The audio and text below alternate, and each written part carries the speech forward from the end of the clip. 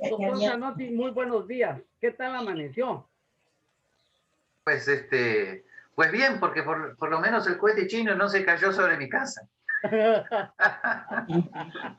El cohete chino ha caído sobre mi cabeza en Argentina. Bueno, Y es que recordemos, doctor Zanotti, hay un dicho que dice, Dios está en el cielo, pero despacha en Buenos Aires.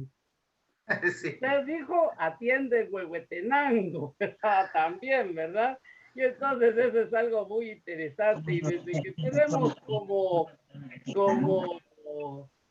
su santidad, como el Papa de la Iglesia Católica Romana, a su santidad el Papa Francisco, el, um, el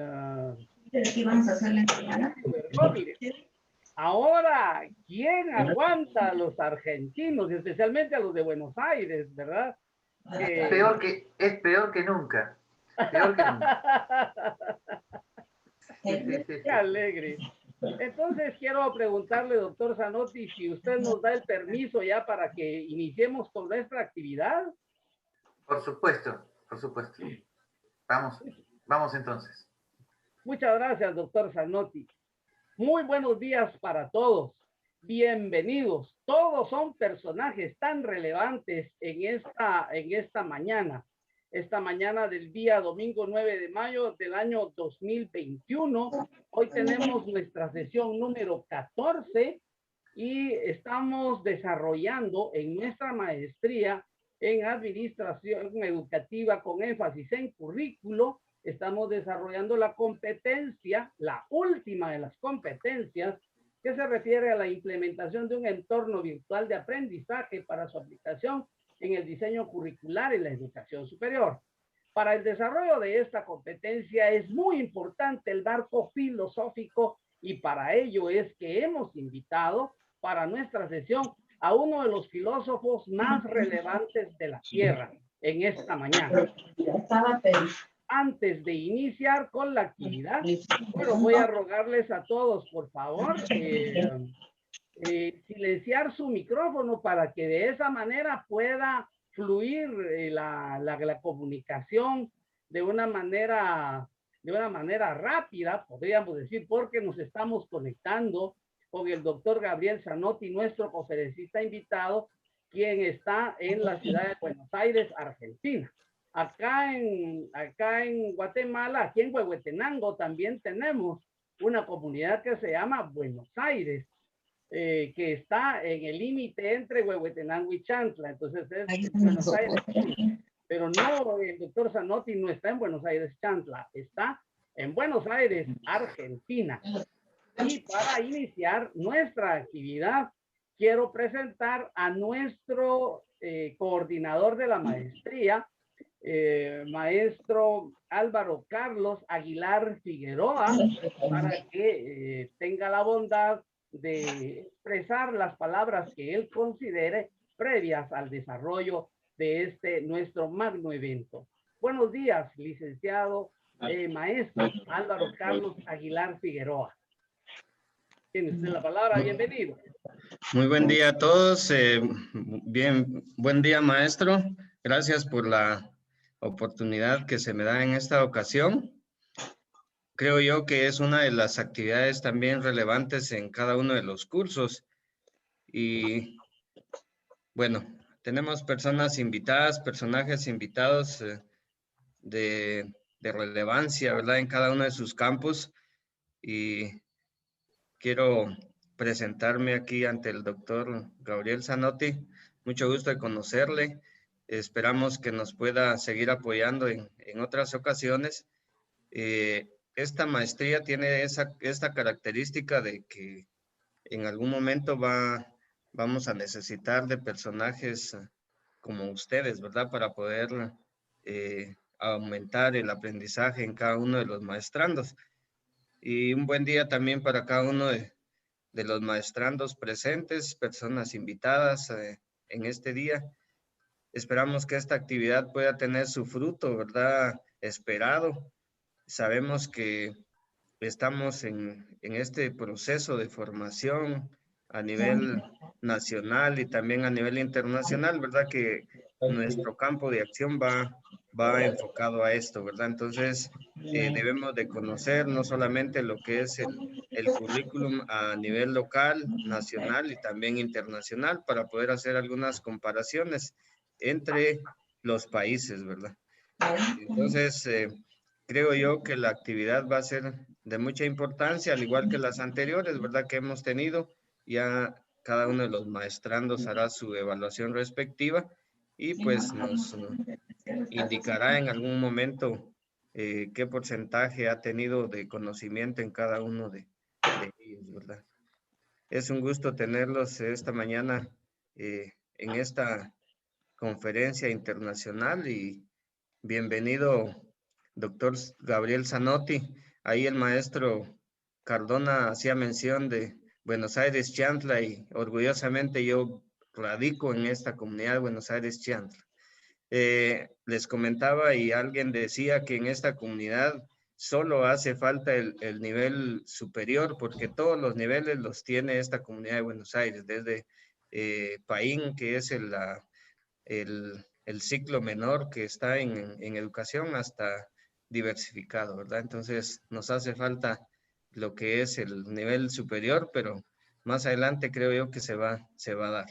Es un gusto tenerlos y esperamos que nuestra actividad esta mañana pueda ser relevante para cada uno de nosotros y estamos a la orden también. Muchas gracias, maestro. Gracias, maestro Álvaro Carlos. Es una finura. Y sin más preámbulos, vamos a, bueno, voy a presentar al doctor Gabriel Jorge Zanotti, quien nació en Buenos Aires, Argentina, en el año 1960. Tiene apenas 61 años de edad. De sus 6.100 años que Dios le brindará, Dios mediante, es profesor y licenciado en filosofía por la Universidad del Norte de Santo Tomás de Aquino. Se graduó en 1984. Sin embargo, antes de ese año, ya el doctor Zanotti publicaba libros. Desde 1982 hay registros ahí de su prolífica producción. Y también es doctora en filosofía por la Universidad Católica de Argentina, la Universidad de Santa María de Buenos Aires, Argentina, la UCA. Me parece, el doctor Zanotti nos aclarará si esta universidad, por el nombre que se identifica con UCA, es probable que él haya estudiado con la tradición jesuita en Buenos Aires. Y no me extrañaría que hubiese sido alumno del doctor Jorge Mario Bergoglio. No me extrañaría para nada. Es profesor de tiempo completo de la Universidad Austral en Argentina y profesor con dedicación simple de la Universidad SEM. En Argentina también es profesor visitante de la Universidad Francisco Marroquín en Guatemala y director académico del Instituto Acton. Ha producido una serie de documentos muy enormes. Estamos hablando de centenares de producciones y decenas de libros.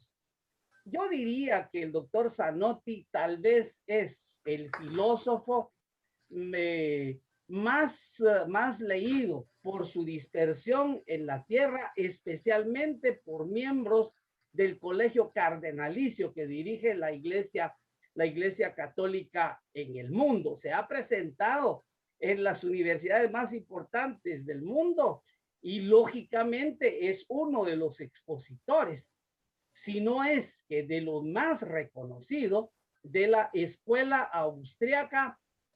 Normalmente se dice escuela austriaca de economía, aunque por su relevancia y por los asuntos, la temática a donde se dedica esta escuela, yo diría la escuela austriaca de filosofía, de tal manera de que es imposible poder referirse al think tank, que es el más importante del mundo, que es la Sociedad Mont Pelerin. Es imposible no asociar el nombre del doctor Gabriel Zanotti a la Sociedad Mont Pelerin, a la cual pertenecen muchos premios Nobel de Economía y es verdaderamente una autoridad muy reconocida en materia de filosofía y una persona muy querida también por su don de gentes, por su humildad, por su sencillez y por la profundidad de su conocimiento, lo cual vamos a apreciar hoy durante esta mañana en esta histórica sesión en nuestro Centro Universitario del Noroccidente, CUNOROC, de nuestra muy querida Universidad de San Carlos de Guatemala, la tricentenaria y pontificia Universidad de San Carlos de Borromeo, como fue concebida al inicio. Así que, doctor Zanotti, muchísimas gracias por aceptar la invitación para poder compartir con nosotros en esta conferencia que hemos titulado El currículo en la educación superior y las nuevas tecnologías. Quiero contarle, doctor Zanotti, que dentro de los invitados que tenemos hay personas que no solamente pertenecen a nuestra universidad, también hay personas participantes de los programas doctorales en Universidad de Occidente de Guatemala, personas graduadas de Universidad de San Carlos que también se han unido y otros profesionales universitarios de diferentes partes del país que también se han dado por invitados para poder escucharlo en esta ocasión. Ellos dijeron, y también nosotros se puede, o solamente los señores del CUNOROC. Y entonces aperturamos la participación, entonces tenemos una gran cantidad de invitados, estamos muy contentos.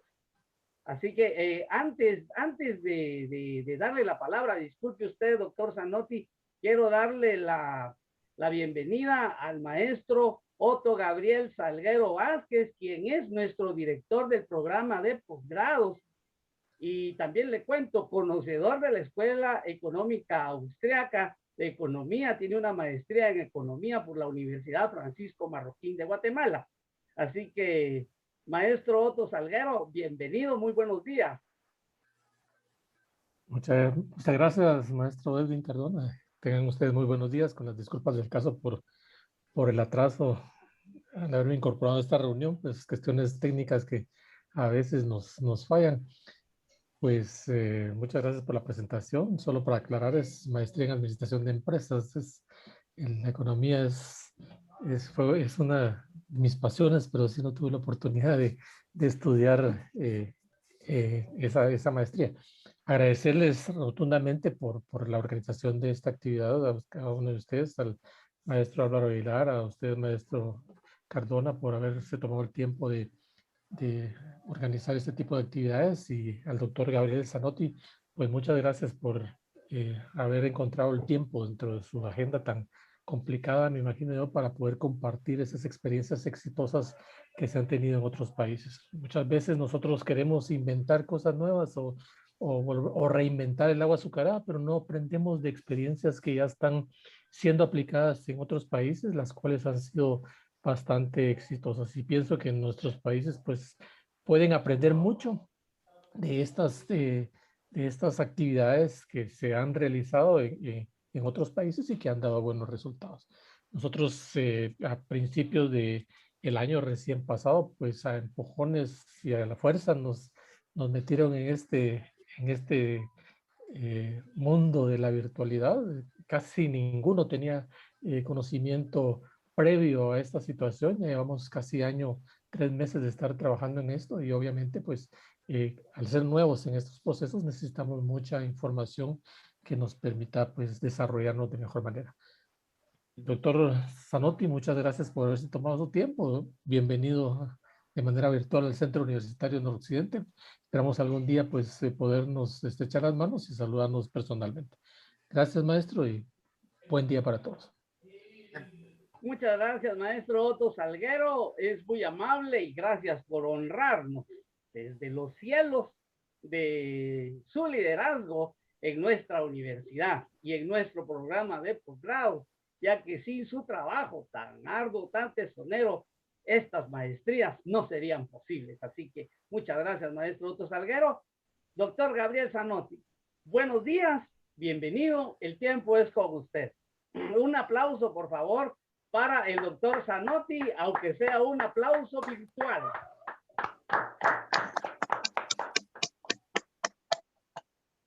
Bien, buenos días a todos. Un gusto estar con ustedes. Espero volver alguna vez presencialmente a Huehuetenango, que tuve el gusto de conocer hace 2 o 3 años. Bien, y tomen esta primera parte de mi exposición como la primera parte de un diálogo. Espero que sea muy fructífero. Yo voy a hacer una presentación de no más de media hora, 35 minutos como mucho. Y luego, por supuesto, dialoguemos todo lo que sea necesario, todos los comentarios, preguntas y dudas, acuerdos y desacuerdos que haya. Bien, no sé qué expectativas se habrán hecho ustedes. Tengo que compartir pantalla, pero creo que no estoy habilitado. A ver si me pueden hacer co-host o algo por el estilo para poder compartir pantalla. Listo, doctor. Ok, gracias.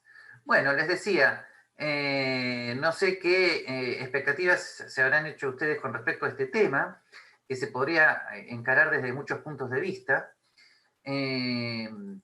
Yo voy a contar con una ayuda muy especial, que son las ideas que mi padre ha tenido sobre esta cuestión, que mi padre ya murió en el año 91, pero era pedagogo y dejó escritos muchas cosas que luego les voy a enviar la página web por chat. Bien, entonces, ¿me confirma Edwin si se está viendo bien el PowerPoint? Por lo menos el primer slide. Superior, nuevas tecnologías del conocimiento. Exactamente, muy bien, gracias. Bien, ok, perfecto. Ya van a ver por qué he colocado, las 2 fotos que he colocado es a propósito, una con un aula de un estilo relativamente tradicional y ya vamos a ver lo que significa la segunda. Bien, ok. Bueno, comencemos entonces. Este tema de las nuevas tecnologías del conocimiento, y digo conocimiento y no información a propósito, este tema de las nuevas tecnologías del conocimiento y la educación superior y el currículum de la educación superior tiene que encararse desde el punto de vista, o necesitaría repasar un poquito cuáles han sido las 3 grandes etapas de las diversas políticas educativas que hubo sobre todo en Occidente a partir de fines del siglo XIX. La primera etapa es la etapa de la escuela redentora. Ese es el nombre que mi padre le colocó a la primera etapa. ¿Qué quiere decir esto de la escuela redentora? Bueno, en primer lugar, recordemos que en el siglo XVIII, ¿no? Recordemos el gran movimiento iluminista de fin del siglo XVIII, ¿no? Un movimiento que formaba parte del racionalismo antirreligioso de la época, un movimiento según el cual las luces de la razón, sobre todo de la nueva ciencia, iba a barrer con las oscuridades de épocas anteriores, y estas luces de la razón iban a ser para el ser humano redentores de su ignorancia, que era el principal pecado del ser humano, ¿no? Por eso este iluminismo del siglo XVIII en cierta medida tiene una especie de socratismo moral. O sea, de acuerdo con los ideales del positivismo que ya se iban estableciendo, bueno, la madurez de la ciencia implicaba para el ser humano su madurez moral, ¿no? Y por lo tanto, era necesario un instrumento que formara al nuevo ciudadano de las nuevas repúblicas laicales y democráticas e iluministas de Europa y de algunas latinoamericanas. Era necesario un instrumento que formara al nuevo ciudadano, ¿no?, en esas luces de la razón contra oscuridades anteriores, lo redimiera de su ignorancia, lo convirtiera entonces en el hombre nuevo que necesitaba la Revolución Francesa, lo convirtiera en ese ciudadano ilustrado, maduro, apto para las repúblicas democráticas, ¿no? Y esos instrumentos fueron, sobre todo, las escuelas primarias y su función de formar a la persona en las ciencias y en la lectoescritura, para que pudieran, ¿no?, ser capaces de leer las leyes, de leer las constituciones liberales de los respectivos países. Esto no se dio, por supuesto, en todo el mundo, pero fue la intención del iluminismo, y en algunos lugares se hizo estrictamente, como por ejemplo en el Risorgimento italiano, ¿no?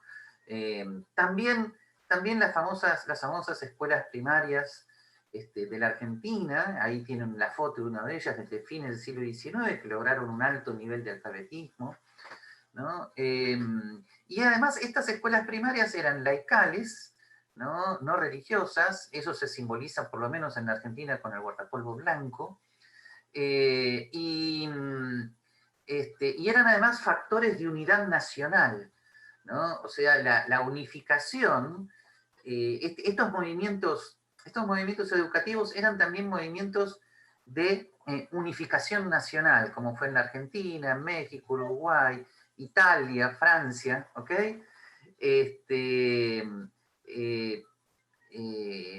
Como por ejemplo en Italia, ¿no?, el Risorgimento logró la unidad cultural y política de la Nueva Italia a través también de este tipo de educación estatal. No porque en su momento hubiera una contraposición entre lo privado y lo público desde el punto de vista económico, sino porque se consideraba que el Estado debía cumplir la función redentora que la razón asignaba a las ciencias y a las letras. Porque los nuevos estados republicanos, democráticos, coherentemente tenían la necesidad de formar a los ciudadanos que luego iban a tener la terrible responsabilidad del voto, ¿no? Así que, bueno, este movimiento formó en su momento esta primera etapa de la política educativa, que podríamos llamar la escuela redentora, ¿no? Analógicamente a como antes la educación religiosa intentaba redimir del pecado, ahora esta educación laical, secular, intenta redimir de la ignorancia, que es el principal pecado para el iluminismo. Desde luego, claro, a mediados del siglo XX, de manera paralela a que comienzan las primeras desilusiones en este movimiento iluminista, cuando comienzan las primeras desilusiones en la razón, también comienzan las primeras desilusiones en este proyecto educativo, ¿no? Sobre todo frente a dramas como la Primera y la Segunda Guerra, ¿no? Algunos comienzan a preguntarse qué ha fallado, qué ha sucedido, ¿no? Bien, eso sería como la gran decepción. Pasemos entonces al slide número 2. Bien,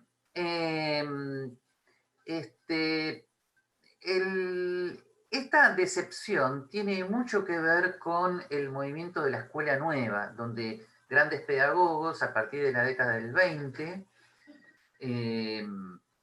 insisten en que de alguna manera hay que reformar esta escuela racionalista, porque parece como que esta escuela ha olvidado que la vida humana no es solamente fría razón, sino que necesita el contacto con las cuestiones fundamentales de la vida en cuanto a valores y creencias. Y la unión de estos valores y creencias con la parte emocional y afectiva, ¿no? Entonces, de alguna manera, hay una crítica intensa al positivismo pedagógico a partir más o menos de la década del 20. Uno de los principales representantes no es un pedagogo, es un filósofo y literato, pero que tiene una famosa novela que se llama Amor y Pedagogía, que es Miguel de Unamuno, ¿no? Una novela que es una burla, una ironía total y completa contra el fracaso, ¿no?, del racionalismo pedagógico en cuanto a la formación de un ser humano realmente tal, ¿no? Entonces, fíjense, ahí tenemos un pequeño esquemita que me voy a permitir presentarles Esperen 3 segunditos. Esperen un poquito. Bien. Ahí tenemos entonces esperen,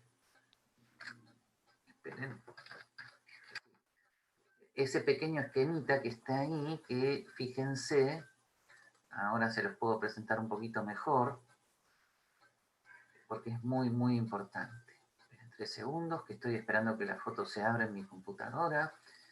Bien, ahora sí, de vuelta, podemos compartir pantalla, ¿no? Fíjense, díganme si se está viendo bien, ¿no? Sí, me parece que sí. Bien, vamos a aumentar un poquito. Okay. Esperen 3 segundos. Esperen que... No se está viendo, ¿no? Algo hice mal. Esperen un poquito. 3 segundos.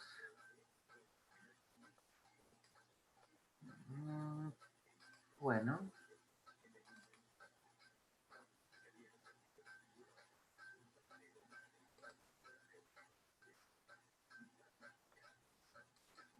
Ahora me parece que sí. Okay. Bien, ahora sí. Entonces, ¿en qué consiste esta crítica de la llamada escuela nueva? Creo que ahora se ve bien, ¿no? Consiste en lo siguiente. Fíjense, de alguna manera, la escuela no es la totalidad de la vida humana, ¿no? La escuela surge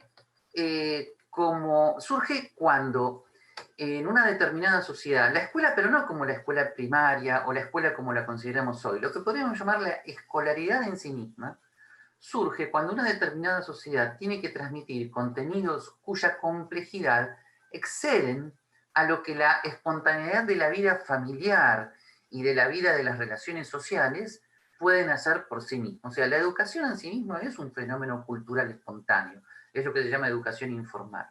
La escolaridad, en cambio, es un proceso planificado, ¿no?, que surge de la necesidad de transmitir a las nuevas generaciones contenidos complejos que la espontaneidad de la vida no podría hacer. Por ejemplo, la lectoescritura, ¿no? Entonces, de alguna manera, la escuela por eso ocupa un círculo, como ven, concéntrico, pero menor a lo que algunos filósofos llamarían el mundo de la vida. El mundo de la vida en Husserl, Horizonte en Gadamer, las creencias en Ortega. Vida por donde, cuidado, pasan las estructuras importantes como la familia, las iglesias, los clubes, las relaciones sociales, ¿ok? Bien, la escuela es un lugar más reducido, ¿no?, llamado a la transmisión cultural de contenidos cuya complejidad supera lo que la espontaneidad de la vida puede hacer. Ahora, el movimiento de la escuela nueva advierte que este proceso más especializado, ¿no?, que llamamos escuela, carece de vida, ¿no? Se ha quedado sin las emociones y sin los valores del mundo de la vida, ¿no? Y entonces, de alguna manera, el movimiento de la escuela nueva pretende llevar la vida a la escuela, ¿no? Como dice la flecha que va hacia abajo. Vamos a introducir la vida a la escuela, vamos a hacerla más espontánea. Y acá hay grandes reformadores, como por ejemplo Gentile en Italia, Dewey en Estados Unidos, el mismo Miguel de Unamuno, etcétera, etcétera, ¿no? Grandes reformadores pedagógicos que intentan hacer en la escuela sistemas pedagógicos más conectados a la emocionalidad del aprendizaje humano. Bien, el problema es que, como entonces, el problema es como sigue diciendo el slide, que ahora lo volvemos a compartir, ¿no? El problema es el siguiente, ¿ven? Fíjense la pregunta que aparece ahí. ¿Es ello posible? ¿No? O sea, ¿se le puede pedir a la escuela, que es un lugar de transmisión cultural especializada de contenidos complejos, ¿se le puede pedir a la escuela que ocupe todo el espacio de la vida humana? ¿Se le puede pedir a la escuela que ocupe el lugar que ocupa la familia, la religión, los juegos, la cultura en general? ¿No? Y ahí es donde se podría decir que no, que eso es pedirle demasiado a la escuela, de lo cual surgen también algunas desilusiones con respecto a el movimiento llamado la Escuela Nueva, ¿no? El movimiento de la Escuela Nueva tiene muy buenas intenciones, ha captado la insuficiencia del positivismo pedagógico, pero le está pidiendo a la escuela algo que ella en sí misma es incapaz de hacer. Pero atención que no hablo de ninguna escuela en particular, sino estoy hablando de la escolaridad, ¿no? El movimiento de la Escuela Nueva le pide a la escolaridad en sí misma algo que la escolaridad no es capaz de hacer, que es ocupar el espacio que ocupa toda la cultura humana, ¿no? Si bien, atención con esto, el positivismo, tanto del punto de pedagógico como del punto de vista político, intenta, como dice Habermas de la Escuela de Frankfurt, colonizar el mundo de la vida, ¿no? O sea, invadir esos espacios espontáneos de la vida humana. Y atención, porque en la década del 60 y del 70, esto además se junta con pedagogos de una profunda izquierda marxista que critican al positivismo pedagógico, pero identifican al positivismo pedagógico con el capitalismo opresor y pretenden entonces unir la reforma pedagógica a una revolución marxista, ¿no? Que barrería tanto con el positivismo pedagógico como con el capitalismo opresor, ¿no? Lo cual, por supuesto, es un error terrible porque ello implica ir hacia una opresión mayor, ¿no? O sea, estos pedagogos no se dieron cuenta de que intentando liberar a la escolaridad del positivismo pedagógico, la sumergían, ¿no? En la opresión, mucho peor que cualquier positivismo, de los estados marxistas totalitarios que ellos estaban reclamando como si fueran, como si fueran, ¿no? la nueva liberación. Bien, este es un movimiento típico de los 70, el famoso Paulo Freire se inscribe en esta última tendencia. Bien. Vamos a pasar entonces ahora a lo que vamos a hacer un paso. Tengo que ponerme las pilas porque va a venir la parte del supermercado, entonces. Por el tema. Solo avisan y ya tengo que estar. Sí, pues, bueno, mijo. Cuidado que hay un micrófono abierto, solamente. Entonces ahí se ponen las pilas, pues, y primero Dios ahí platicamos en un ratito, Juanita. Juanita. Con cuidado, mijo. Edwin, me parece que hay un micrófono abierto. Sí, doctor, un momentito, vamos a ver quién es el que tiene abierto su micrófono, si fuera tan amable de cerrarlo. Bueno. Vamos a ver. Ya, listo. Bien. Entonces, por suerte fue una conversación totalmente buena, pero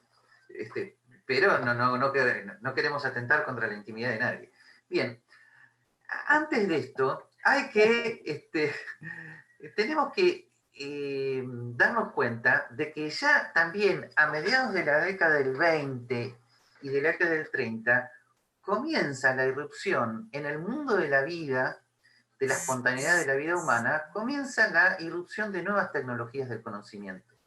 Primero tengamos en cuenta que desde Gutenberg en adelante la gran tecnología de la escolaridad era el libro, ¿no? Que desde el punto de vista de la educación informal tenía que ver con la prensa escrita y las publicaciones de la literatura. El libro, sin embargo, fue la herramienta pedagógica privilegiada por el positivismo pedagógico por la gran concentración de racionalidad que demanda la lectura de la palabra escrita, ¿no?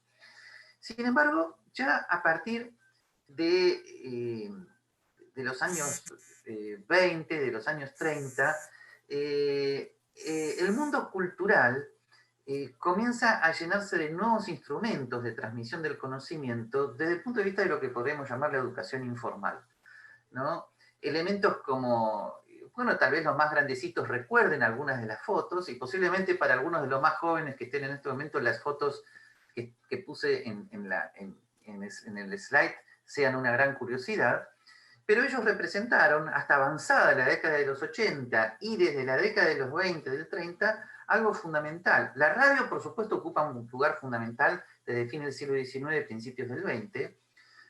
Hasta la aparición de la televisión, la radio junto con la prensa escrita, era la manera fundamental de lo que hoy llamamos los medios de comunicación social.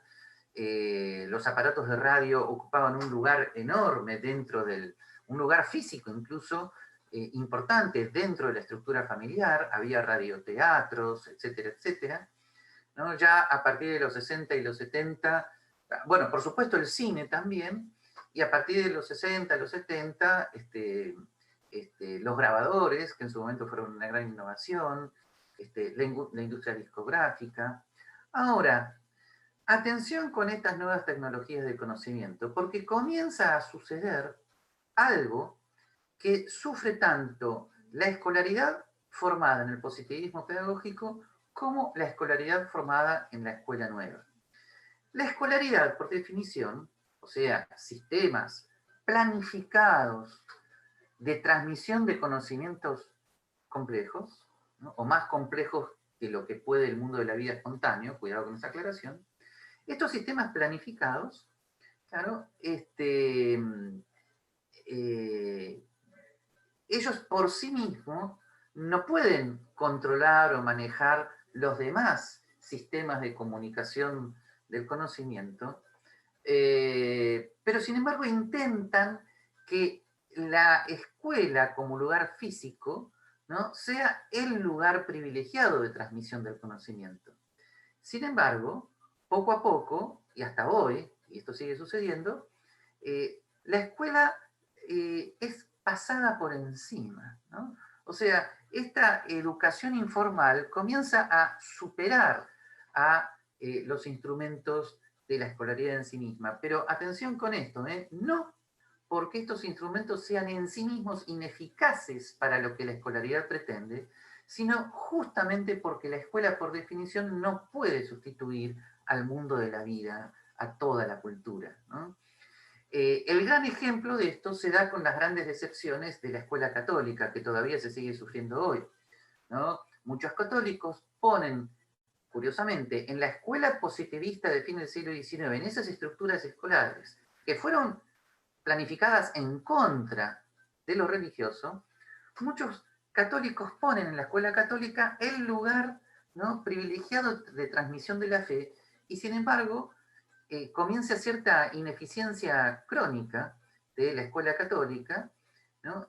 Pero esta ineficiencia crónica denunciada por el gran pedagogo italiano Giovanni Gosser ya a partir de la década de los 60, es un ejemplo de lo que la escolaridad no puede hacer. La fe es algo tan importante que pasa por otros ámbitos de la cultura y del corazón humana, y la escuela no es que sea incapaz porque le falta algo, sino que por naturaleza no puede ir al centro del corazón humano, ¿no? Como mucho ir al centro del cerebro, pero no del corazón, ¿no? Pero no porque le falte algo, sino porque por naturaleza no puede hacerlo. Bien, eso es como ejemplo fundamental de qué es lo que está pasando ya a partir de la década de los 40, de los 50, donde lo cultural pasa por arriba de las estructuras planificadas por la escolaridad. Ahora bien, vamos llegando a lo nuestro, ¿no? ¿Qué pasa en el llamado nivel superior? Digo superior entre comillas porque recuerden que este nivel tiene dos grandes divisiones a partir de fin del siglo XIX y principios del XX, ¿no?, que son el terciario y el terciario no universitario, ¿no?, donde se mezclan ciertas expectativas y objetivos. Primero, tengamos en cuenta que la situación cultural de las carreras tradicionales era en cierta medida la siguiente, ¿no? De alguna manera, yo diría que tal vez hasta los 50, hasta los 60, con mucho esfuerzo hacia los 70, la vida de una persona podía pasar por su carrera tradicional, sobre todo las carreras más bien habilitantes profesionales como ingeniería, medicina, abogacía, que eran carreras largas de 6, 7 años, sobre las cuales luego la persona podía estructurar toda una vida en una especie de trabajo estable, ¿no? que podía durar 40 años, ¿no? Hasta su jubilación. Ese mundo más estable ha cambiado radicalmente, ¿no? Ya se comienza a advertir que este mundo ya no existe, que es un mundo totalmente cambiante, con habilidades laborales que implican mucha creatividad, mucha plasticidad, frente a las cuales las carreras tradicionales van quedando como tal vez atrasadas en su estructura central, ¿no? Por eso los posgrados, etcétera, etcétera. Bien, pero aparte de esto, en la década de los 90 se produce una transformación similar, recordemos el slide anterior, ¿no? Similar a la transformación de las nuevas tecnologías de la comunicación que aparecen a partir de los 30 y 40, ¿no? Donde tenemos el cine, la radio, etcétera, etcétera. Ahora, a partir de los 90, aparece Internet, ¿no? Y con Internet surgen nuevas formas de educación no formal, ¿no? En una segunda etapa, que es la etapa del Internet, surgen el YouTube, las redes sociales, las enciclopedias online, ¿no? Que, fíjense, son sistemas de educación, de autoeducación, totalmente espontáneos, y atención, esto es muy interesante, que vencen totalmente a la estructura del aula tradicional, y de vuelta por lo mismo, porque la estructura del aula tradicional, por su naturaleza, no está preparada para el aprendizaje espontáneo, que es tan importante en la naturaleza humana, porque es el eje central de la transmisión de ciertos valores culturales, aparte de que ahora estas nuevas tecnologías de la comunicación ofrecen verdaderas oportunidades de educación sistemática, ¿no? En Uruguay y en Argentina se hizo famoso el caso, ¿no?, de un profesor hace algunos 2 o 3 años que renunció totalmente a la docencia porque decía que él ya no podía competir con el celular en la clase, ¿no? Y tal vez no se daba cuenta de que él estaba asistiendo a una revolución tecnológica y educativa, frente a la cual la estructura del aula tradicional queda superada, ¿no? ¿Por qué?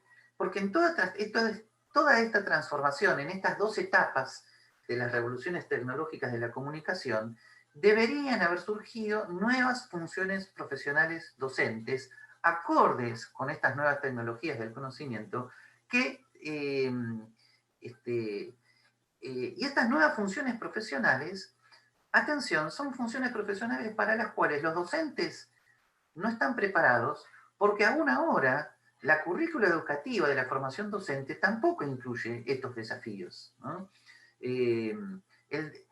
La estructura tradicional del docente como aquel que se introduce en la estructura física del aula tradicional, habla, dice algo en el pizarrón, o en lo que fuere, o incluso aunque pase el PowerPoint, etcétera, etcétera, de alguna manera, ¿no?, está siendo superada por lo que todos los alumnos ya traen consigo, ¿no?, desde estas nuevas tecnologías, ¿no? E incluso lo que los alumnos comienzan a hacer en el aula desde estas tecnologías, ¿no? De alguna manera va surgiendo cada vez más algo que hoy se considera marginal, pero que sin embargo es lo esencial de la docencia, en el sentido de acompañamiento, en el sentido de que la persona humana es la causa eficiente de su propio aprendizaje, y lo que se llama docencia es el acompañamiento de esa transformación que la persona emprende siempre con sí misma, ¿no? Es lo que se llama un tutor, ¿no?, un acompañante del aprendizaje.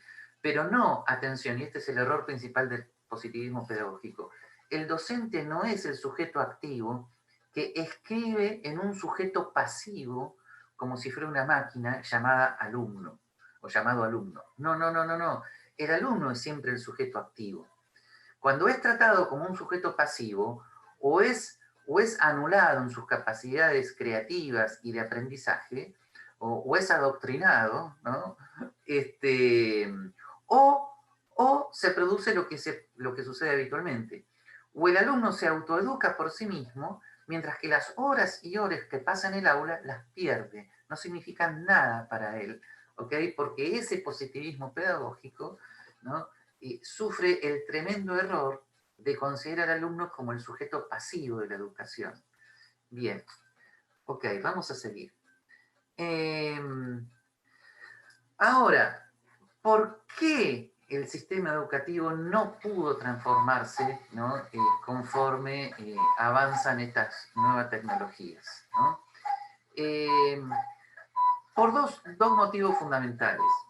Primero, el estatismo educativo, desde fin del siglo XIX en adelante, implicaba una grave ausencia de libertad de enseñanza, ¿no? Al principio esto no se vio porque, claro, los contenidos obligatorios de enseñanza parecían ser relativamente inocentes. Eran ciertas ciencias que no asustaban a nadie, literatura, lectoescritura, ¿no? Pero no solamente estos instrumentos del Estado educador tenían todos los aspectos legales en los cuales luego pudieron introducirse las ambiciones de adoctrinamiento de estados y regímenes autoritarios, como el peronismo en Argentina, etcétera, etcétera, sino que independientemente de eso, ¿no? La libertad de enseñanza es en sí misma un sistema de adaptación más plástico frente al surgimiento de las nuevas tecnologías de la comunicación, ¿no? Y por lo tanto, la ausencia de libertad de enseñanza tiene una gravedad directamente proporcional a las transformaciones tecnológicas de la sociedad. ¿Por qué? Porque la reacción de los planificadores de la educación frente a las nuevas circunstancias culturales siempre es más lenta, siempre llega tarde, ¿está? Frente a lo que el autoaprendizaje y las nuevas tecnologías logran por sí mismos, ¿no? Y después el tema de los sindicatos docentes, que inmovilizan la formación docente e impiden, ¿no?, la formación del docente en las nuevas funciones profesionales que el docente debe tener conforme a estas nuevas tecnologías. Y además recordemos que la libertad de enseñanza no es simplemente, no es solamente que un colegio religioso tenga educación religiosa en las horas que le quedan libres, luego de cumplir todos los contenidos obligatorios que el Estado impone, ¿no? Eso no es libertad de enseñanza. La libertad de enseñanza es que la educación privada tiene una radical libertad de plantear sus propios planes y programas de estudio. Yo sé que ustedes en Guatemala, aunque no se den cuenta, gozan mucho más de esta libertad de enseñanza, ¿no?, que en algunas otras naciones, como particularmente la Argentina, ¿no?, que fue siempre un sistema rígidamente planificado en cuanto a los contenidos educativos obligatorios, igual que Uruguay, México, Francia, Italia, etcétera, etcétera, ¿no? Bien, ya van a ver por qué a propósito no nombré Estados Unidos, que tiene una situación, o que tuvo una situación totalmente distinta.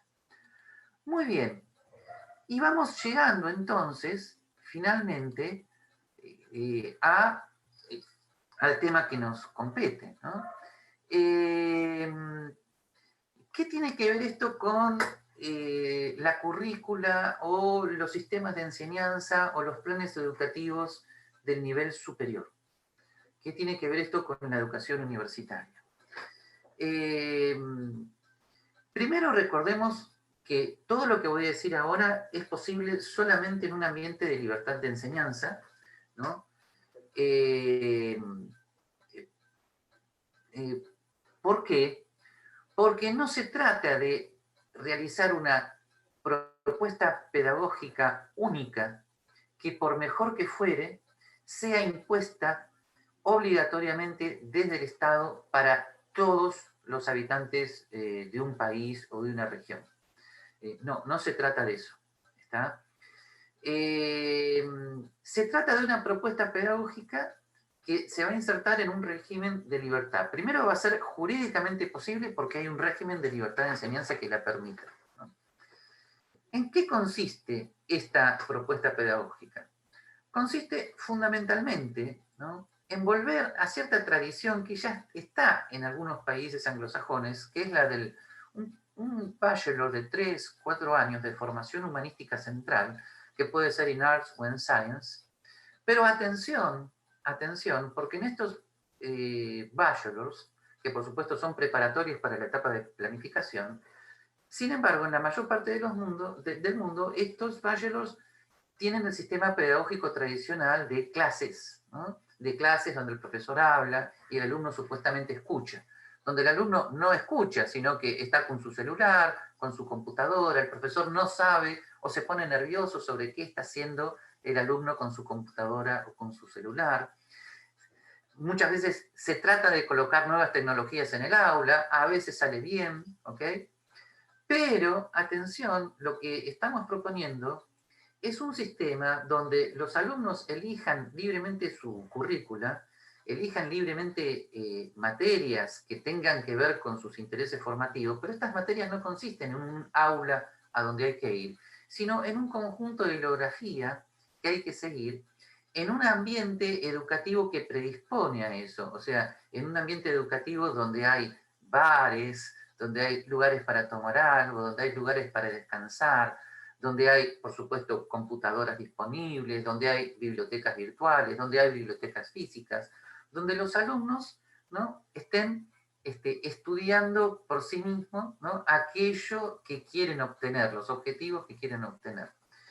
Y a partir de una determinada hora del día, ¿no?, que los países cambian según las costumbres, los profesores están totalmente abiertos a las consultas de los alumnos, ¿no? La evaluación consistiría, ¿no?, en que cada 15 días, un mes, los alumnos tendrían que hacer una exposición oral y escrita de lo que están estudiando, de lo que están investigando. Habría un comité de profesores que iría evaluando estas ponencias orales y escritas de los alumnos, ¿no?, que sustituirían a los exámenes tradicionales, ¿no? Y por lo tanto acá el profesor vuelve a ser lo que realmente siempre es, o siempre puede llegar a ser. Alguien que sencillamente acompaña y soluciona problemas en este proceso de aprendizaje.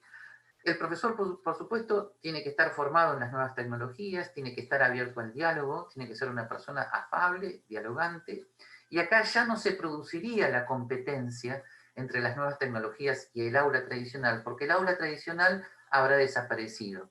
Puede surgir espontáneamente. El despacho del profesor puede ser lo suficientemente amplio para tener un escritorio, algunos pizarrones, lugares donde pasar un PowerPoint, algunas sillas, donde espontáneamente la consulta se convierta tal vez en un momento donde el profesor pase un PowerPoint y los que vienen a consulta se quedan escuchando y luego vuelven a hacer preguntas, pero ya no sería el aula tradicional, sino que sería el lugar de consulta, ¿no? Bien.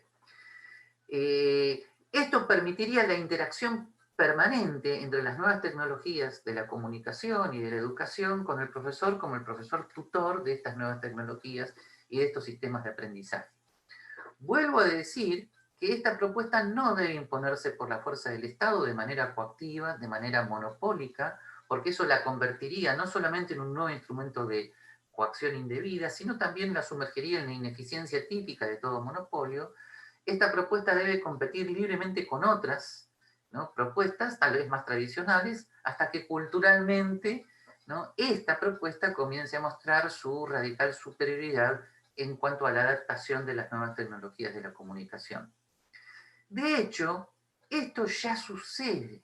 Atención, que este punto es muy importante. Esto que estoy diciendo ya sucede. Las nuevas generaciones se forman solas. Se forman solas en YouTube, en Wikipedia, los sistemas tradicionales, el aula tradicional intenta competir, pero no lo logra, ¿no?, porque por su naturaleza no puede, porque estaba formada para otra circunstancia cultural, para otros objetivos. De hecho, existe, como me gusta decir a mí, un mercado negro educativo, ¿no?, que ya deja en evidencia la ineficacia, ¿no?, de las clases en blanco. Ustedes tendrán la experiencia personal de que el profesor en tiempos de Internet tiene una función mucho más interpretativa, mucho más creativa, dentro incluso del aula tradicional que está tratando de adaptarse, ¿no? El profesor en tiempos de Internet no es el que se para en el pizarrón y dice quién fue Descartes, en qué año nació. Todo eso el alumno ya lo tiene. Y si no le interesa, no hay modo de que le interese, ¿no? El profesor en tiempos de Internet es alguien que acompaña a lo que los alumnos van estudiando, y si no, se los presenta, pero de una manera de instarlos a la profundización. O sea, es muy diferente la función profesional que llamamos docencia en este momento. La libertad de enseñanza a la que me refiero, con la propuesta 2, como ustedes pueden ver, lo que haría sería blanquear el proceso. ¿Está? O sea, poner en blanco, que significa de alguna manera sincerar el proceso, ¿no? La propuesta 2, que está con el número 2, implica que ya estos mercados negros educativos dejarían de existir como competencias forzadas al aula tradicional, sino que ahora se convertirían en lo que ya son. El alumno que ya está estudiando por YouTube, por Wikipedia, por sus ebooks, etcétera, etcétera, sencillamente trataría de encontrar en un bachelor o en un máster, ¿no?, la culminación de una pequeña etapa de su formación profesional con profesores tutores perfectamente dispuestos a esta tarea.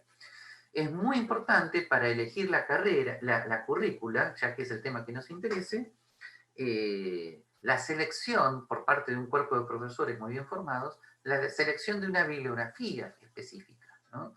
Que además puede consistir en no solamente libros, sino también películas, series, lo que fuere. Y esta bibliografía tiene que tener en cuenta los objetivos de este bachelor, igualmente que el máster, ¿no?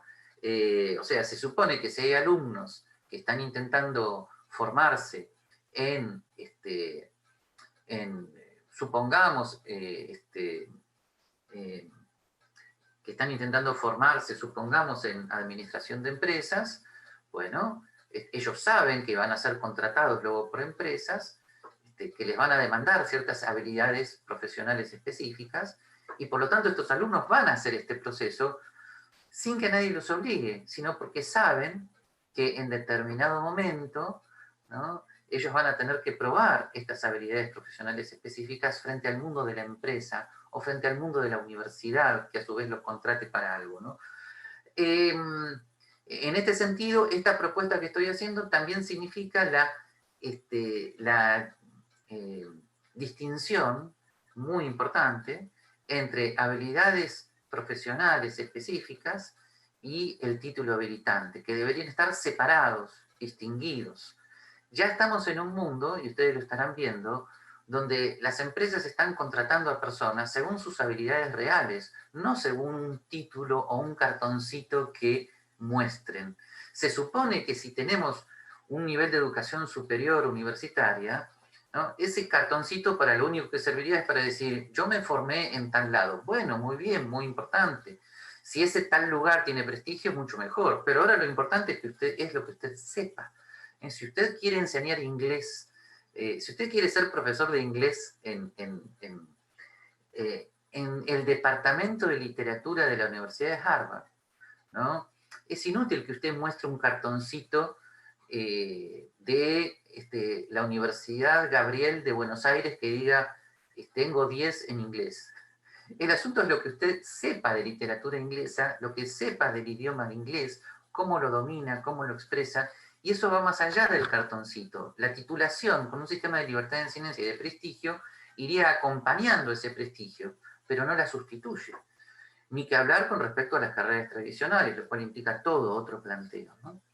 Así que bueno, como ustedes pueden ver, creo que esto requiere lentamente tratar de lograr una transformación de la educación superior actual, y en la medida, pero por supuesto esto no se puede hacer de golpe, ¿no? Ya se está haciendo de alguna manera, ya todos nosotros y todos ustedes están teniendo ya contactos informales con el alumno, están teniendo reuniones de trabajo, ¿no? O sea, ya cada vez más, volvamos al principio, fíjense, por eso, fíjense la segunda foto, ya cada vez más la actividad docente es más la segunda foto que la primera, es más el profesor tutor que la primera. La primera va a seguir estando, pero lentamente va a ser sustituida por la segunda. Y en la primera, en el aula tradicional, van a ver que siempre tratamos como de colocar todas las instancias de estímulos al aprendizaje espontáneo, ¿no? O sea, lentamente todas nuestras instituciones educativas van a ir tendiendo, ¿no?, al segundo esquema. No hay que apurarse, no hay que hacer nada revolucionario, sino que hay que tener en cuenta que así venimos formateados culturalmente, ¿no?, que la función docente es un acompañamiento de la autoeducación, ¿no?, y que las nuevas exigencias profesionales del siglo XXI, ¿no?, van a demandar alumnos y egresados conformes a estas nuevas habilidades, ¿no?, que tienen que mostrar luego en el mundo de la empresa y en el mundo de la universidad, porque también las carreras llamadas humanísticas van a tener que tener esta radical transformación. Bueno, creo que estamos en condiciones, ¿no?, de hacer ahora todos los comentarios que quieren hacer, todas las preguntas, etcétera, etcétera. ¿Ok? Bueno, muy bien. Bien, bien. Entonces, Edwin, dejo que usted controle el barco. ¿Ah? Muchas gracias, Bien. doctor Zanotti, muy amable, brillantísima exposición, brillante exposición, preciosa, excelente y que también nos plantea muchísimos desafíos. Y de seguro tenemos ya muchas preguntas y comentarios ya en el tintero. Yo quisiera concederle la palabra a la licenciada Margarita Palacios. Licenciada Margarita, muy buenos días. ¿Qué tal amaneció? Muy buen día para todos. Muy buen día, licenciado Edwin, licenciado Gabriel Zanotti. Un gusto saludarles. Amanecí muy bien y más pues agradeciéndole al licenciado Gabriel y manifestándole desde ya mi agradecimiento por la conferencia impartida. Desde que inició palabras claves, el aula tradicional, la escuela nueva, estar abierto a las nuevas tecnologías. También me gustó mucho lo que comentaba, y es muy cierto que ahora las contrataciones son por las habilidades y la educación superior actual, ¿verdad? Estar abierto a las nuevas tecnologías. Entonces, desde ya, felicitarle y agradecerle por esta conferencia tan amena. Muchísimas gracias y un buen día para todos. Muchas gracias, licenciada Margarita, es muy fina. Luego tengo aquí en el pool, les ruego a todos, por favor, irme escribiendo sus requerimientos para irlos anotando acá y que podamos llevar un orden en cuanto a las intervenciones y preguntas para el doctor Zanotti. Licenciada Isabel Esteban, muy buenos días, licenciada, ¿qué tal amaneció? Bienvenida. Buenos días, maestro. Buenos días a todos, compañeros, al doctor. Excelente exposición. Yo estaba, cuando él dice, van a hacer su pregunta y ya terminamos y vi la hora tan luego que terminó. No sé que no se siente cómo pasó el tiempo. Quisiéramos, por lo menos de mi parte, quisiera seguir escuchándolo porque es bien interesante todos los procesos de la educación. Más que hacer una pregunta, más es comentario. Cuando él hablaba de todos estos procesos y los actores, de, digamos, las etapas de la educación, me centro un poco en mi municipio de Santa Eulalia, aunque yo viva aquí en Huehuetenango.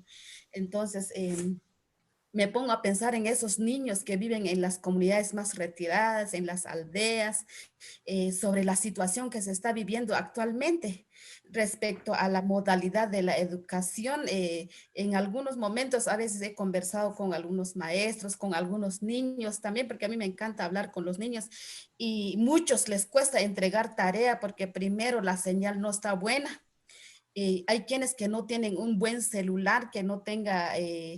que no tenga las aplicaciones para poder recibir las clases y también en muchos casos las mamás son las que tienen que aumentar el nivel de trabajo porque tienen que llegar a la escuela a recoger las tareas de los niños y luego explicarles lo que explicó el maestro. O sea que toda esta era de la tecnología que el maestro decía que en estas etapas no fueron trabajados, pues lo estamos viendo en la actualidad.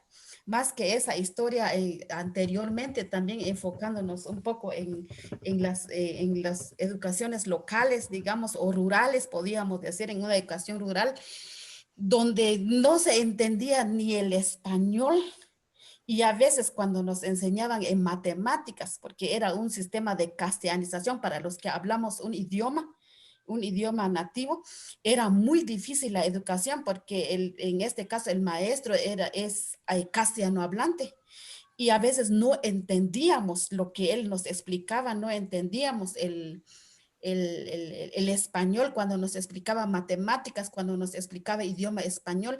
Entonces, como no entendíamos, entonces nos daba reglas, nos pegaba. Entonces, pero por una parte, a veces en la actualidad, a veces decimos gracias a eso, maestro, que nos pegaron porque hablamos el español y hablamos nuestro idioma, por una parte, pero por otra parte, no se nos olvida a esos maestros que fueron muy agresivos con nosotros. Entonces, toda esa etapa también ya en esas vivencias que tuvimos, los que todavía vivimos esa etapa de castellanización y luego cambió a preprimaria.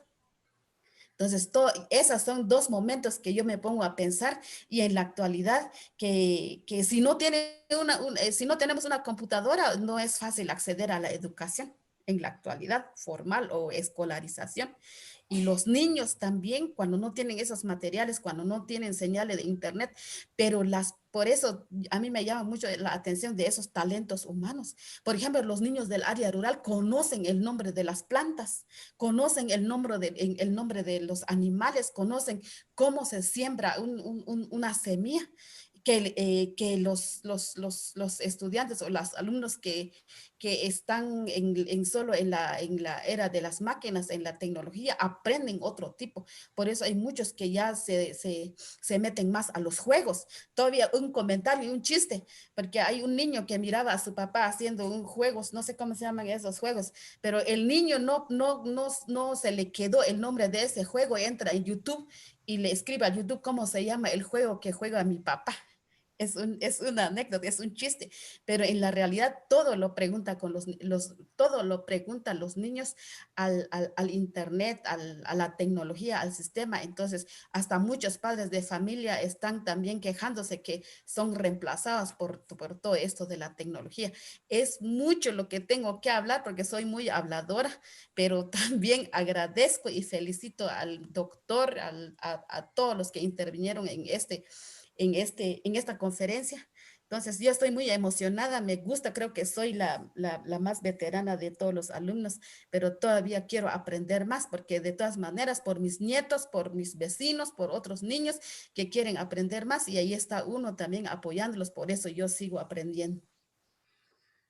Bien, dos aclaraciones.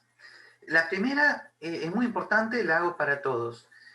Nada de lo que dije tiene que ver específicamente con la situación de pandemia desde febrero-marzo del 2020. O sea, todo este tema de las nuevas tecnologías del conocimiento no tiene que ver con la sustitución forzada de la presencialidad por la computadora que se ha producido en las familias. Yo tengo un artículo que se llama El Zoom no es el futuro. ¿Esto qué quiere decir? Si las aulas tradicionales están concebidas desde una concepción de la educación más bien positivista, donde el profesor es el sujeto activo y el alumno es el sujeto pasivo, si eso se traslada al Zoom, el Zoom va a fracasar igual que fracasan las aulas presenciales. Más allá, además, de los inconvenientes prácticos que tiene el Zoom. En lugares desarrollados, la soledad emocional del alumno, en lugares subdesarrollados, ¿no? La imposibilidad del alumno y de los padres de acceder al Zoom, ¿no? La segunda aclaración es que cualquier reforma pedagógica tiene que ser dentro de una reforma integral de un país que lo conduzca hacia una etapa de desarrollo. Entonces vuelvo a decir, una vez que se advierte que, porque acá estamos hablando de dos niveles diferentes, la educación superior ya la hemos tratado, con respecto a la famosa escuela primaria o la formación inicial de los niños. La escolaridad tiene que ver fundamentalmente con ese proceso de lectoescritura inicial. No sustituye a los valores familiares, no sustituye a el infinito mundo cultural diverso en los cuales los niños se insertan desde que nacen sencillamente por un proceso de educación informal. Por lo tanto, la escolaridad en sí misma no debería ocupar, y espero que esto suceda en el futuro, este lugar privilegiado que tiene ahora casi endiosado, ¿no? La currícula puede ser menor, el horario puede ser más corto, ¿no? Porque la función que la escuela primaria tiene que cumplir es muy especial y muy limitada, ¿no?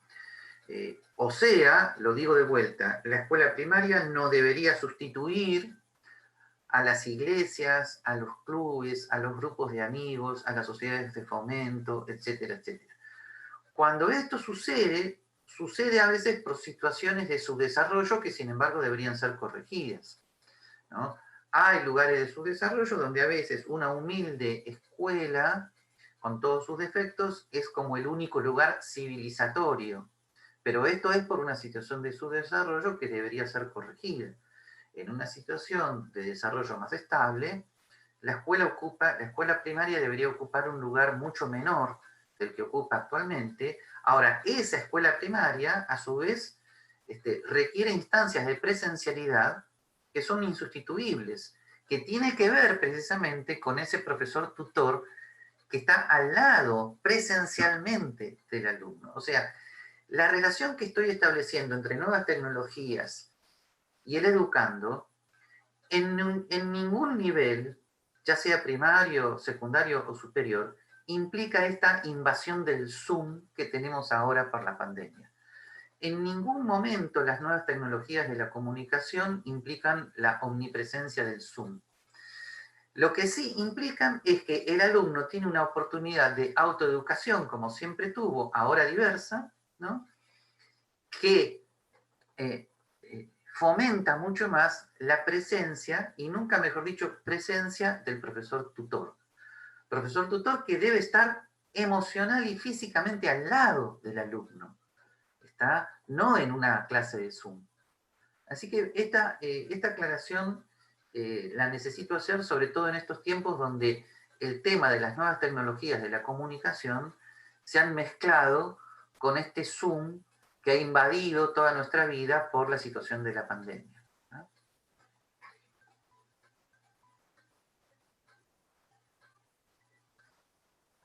Muchas gracias, doctor Zanotti. Tengo en cola de participación y que han solicitado el uso de la palabra a los licenciados Franklin Lucas, licenciado Jorge Luis Fernández, licenciada Fede Raquel, licenciado Efraín Mejía. Así que, bueno, ruego a cada uno formular su pregunta de una manera sucinta para que podamos aprovechar todo el tiempo.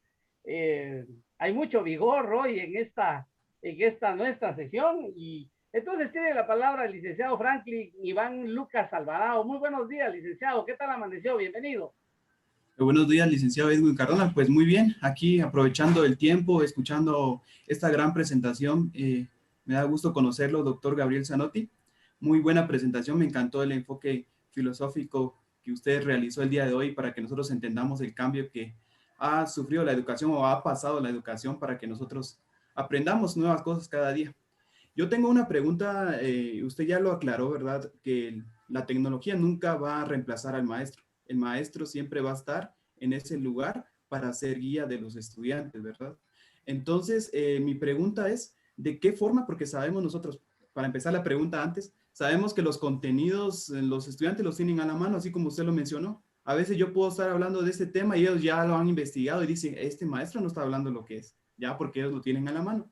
Pero mi pregunta es, ¿de qué forma humanizar los contenidos académicos para que los estudiantes puedan obtener aprendizajes y desarrollen habilidades. ¿De qué forma podemos hacer nosotros eso? Para que ahí está, es que esa sí. es la labor del docente. Ajá. O sea, el alumno, por eso la diferencia entre comunicación e información, ¿no? El alumno puede leer mucho por medio de las nuevas tecnologías de la comunicación, pero puede ser que por la etapa del desarrollo psicológico en la que está, el alumno puede no comprender lo que lee. No estoy hablando solamente del viejo tema de la comprensión de textos. Me estoy refiriendo a que el alumno puede ser que no capte la importancia cultural de lo que está leyendo, ¿no? O de lo que está intentando aprender con H en el medio. Entonces, ahí es la labor del docente. ¿Ah? La labor del docente es ayudarle a interpretar lo que él ha tratado de incorporar de una manera dialógica. Y ahí además el docente tiene la función de decirle al alumno que la educación no tiene que ver con un proceso computacional. El docente tiene que también denunciar el positivismo cultural en el que estamos formados. Alumnos, padres y docentes a veces creen que educarse es leer y grabar y repetir, como si fuéramos computadoras. Eso no tiene nada que ver con la educación, ¿no? La educación significa la incorporación vital de algo a nuestras vidas, de algo que tenga radical relación con los objetivos de nuestra vida. Entonces, en ese sentido, el docente también, de alguna manera, necesita una profunda formación psicológica, ¿no? Para llevar a cabo esta tarea, ¿no? El docente ya no es el mero instructor de un contenido meramente racional, no emocional, ¿no? Entonces, ¿de qué manera podemos humanizar? Justamente siendo el ser humano que está presencialmente al lado del alumno para ayudarlo a interpretar, para ayudarlo a comprender, ¿no? Para instarlo a seguir aprendiendo. Y esto no se hace por Zoom. Si se hace por Zoom es porque estamos en una situación de emergencia sanitaria, pero esta función de tutor, ¿no? Requiere la presencialidad física, emocional del docente, ¿no? ¿Cómo se hace esto a nivel superior? A nivel superior significa que las nuevas universidades deberían preocuparse más por los despachos de los profesores abiertos a los alumnos que por las aulas. Es más, las aulas tradicionales podrían desaparecer. Las aulas tradicionales podrían desaparecer. Sencillamente habría lugares diseñados para el bienestar del alumno y el estímulo a su aprendizaje. Por ejemplo, salas de equipo, bibliotecas virtuales y presenciales, lugares para comer y tomar algo insertos directamente en esas circunstancias, al lado de las bibliotecas, llenos de pizarrones, ¿ok? Y los despachos de los profesores tienen que estar ahí fácilmente accesibles. A partir de determinado horario, el profesor puede tener derecho a decir, bueno, yo llego, por ejemplo, estoy diciendo cualquier cosa, a las 3 de la tarde yo llego, ¿no? Y ahí los alumnos van y consultan. ¿Por qué van a consultar?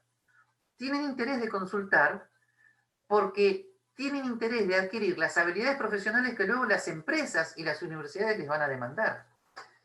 Entonces, eso también tiene que estar claro desde el principio, ¿no?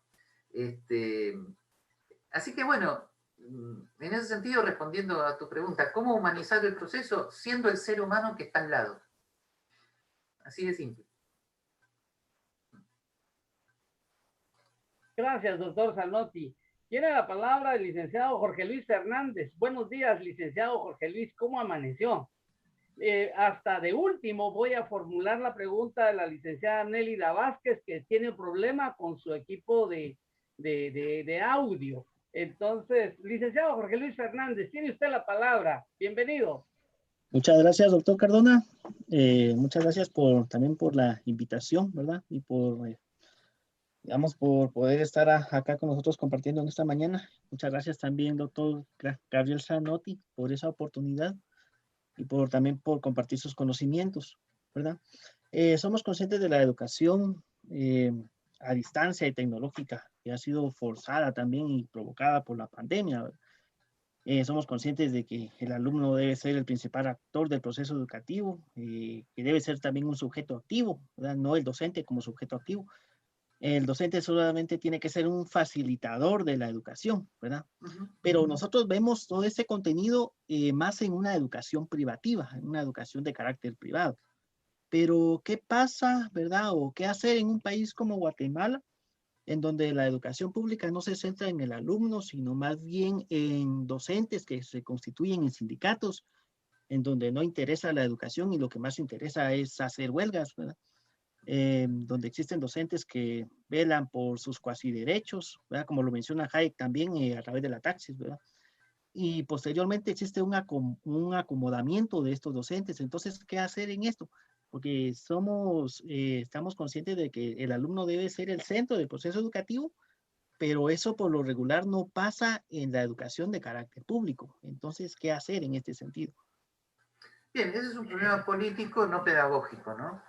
Una vez que logramos desmonopolizar el sistema, una vez que logramos que haya una plena libertad de enseñanza, las oportunidades pedagógicas de mejores alternativas, con docentes verdaderamente docentes y no politizados, sindicalizados, con interés de adoctrinar en una supuesta revolución marxista, bueno, ese tipo de docente va a ir desapareciendo solo. Frente al éxito de las demás alternativas, la típica universidad pública de adoctrinamiento marxista va a ir desapareciendo sola. Ahora, ¿qué hacer con el tema económico? Bueno, es ahí cuando también necesitamos una reforma política y económica que asegure a los diversos, bueno, acá depende de cada país, ¿no? A los departamentos, en otros lugares municipalidades, estados, etcétera, etcétera, que haga posible la implementación del cheque escolar, la propuesta de Milton Friedman para el tema educativo, ¿no? Para todos los ámbitos, primario, secundario, universitario, ¿no? De tal manera que el famoso subsidio del Estado al proceso educativo tenga que ver con subsidiar a la demanda y no a la oferta, ¿no?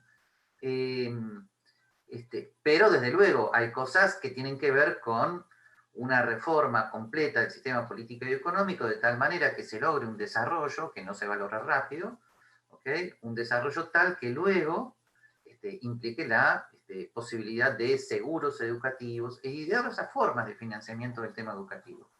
De lo contrario, efectivamente, surgiría la situación injusta de que una educación estatal ineficiente e ideologizada, si es gratuita, quedaría como la única opción para los sectores de menores recursos. Así que ese tema también debe ser urgentemente enfocado, ¿no?